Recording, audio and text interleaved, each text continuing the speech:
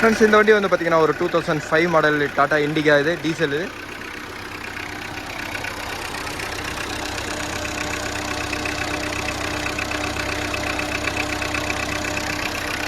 Friends engine over heating, அதே மாதிரி வந்து பார்த்தீங்கன்னா இன்ஜினோட கூலண்ட் வந்து பார்த்தீங்கன்னா பாயில் ஆகுது. ஃப்ரெண்ட்ஸ் பிஸ்டன் கம்ப்ரஸ் பண்ணுற அந்த ஏர் வந்து பார்த்தீங்கன்னா கூலண்ட் பேசேஜில் மிஸ் ஆகுறது தான் வந்து பார்த்தீங்கன்னா இந்த ரீசனு.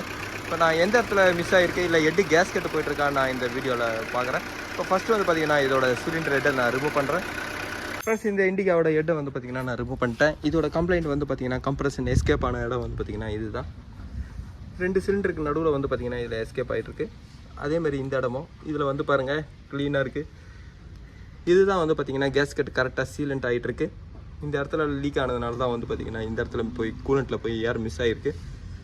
ஃப்ரெண்ட்ஸ் இதை வந்து பார்த்தீங்கன்னா ஒரு மெஷின் ஷாப்பில் கொடுக்குறேன். அதே மாதிரி இதில் இன்லெட் வால்வுலேயே வந்து பார்த்தீங்கன்னா லீக் இருக்குது பாருங்கள்.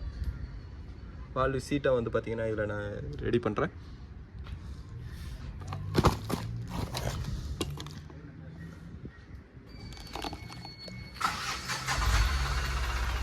ஃப்ரெண்ட்ஸ் பிளாக்லலாம் வந்து பார்த்தீங்கன்னா எந்த ஒரு கம்ப்ளைண்ட் இல்லை, பிளாக் எல்லாமே கரெக்டாக இருக்குது.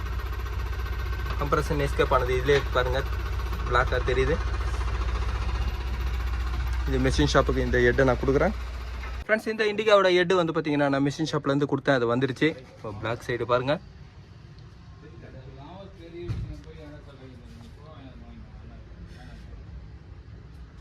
ஃப்ரெண்ட்ஸ் இப்போ ஹெட்டு காட்டுறேன்.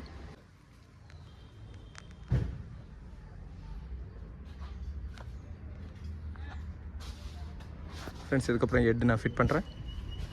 ஃப்ரெண்ட்ஸ் இந்த இண்டிகாவில் ஹெட் கேஸ்கெட்டோட ஒர்க்கை நான் முடிச்சுட்டேன்.